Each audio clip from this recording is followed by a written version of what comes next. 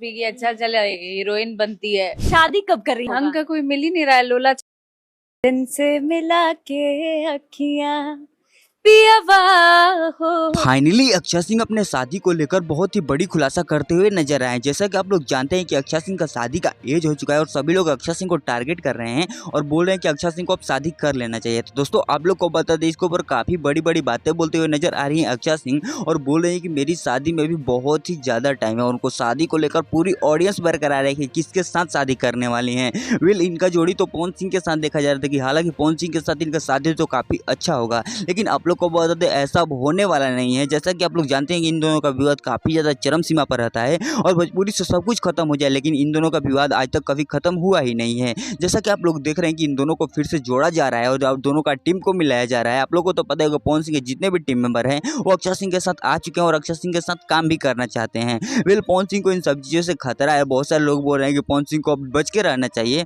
और अपने टीम से डरना चाहिए। अब दोस्तों आप लोग को बता दें, जितने भी पवन सिंह के टीम के मेंबर हैं सभी का नाता पवन सिंह से टूटते हुए नजर आ रहा है और पवन सिंह आजकल बहुत ही ज्यादा कमजोर देखे जा रहे हैं। तो इनके बारे में आप क्या कहते हैं कमेंट करके जरूर बताइएगा और अक्षय सिंह की शादी के बारे में आप क्या कहते हैं तो सभी को कमेंट करके बताइए। और इन लोगों से अपडेट पाना चाहते हैं तो चैनल को सब्सक्राइब कर लीजिएगा। तो किसी नए वीडियो में किसी नए टॉपिक के साथ तक के लिए बाय।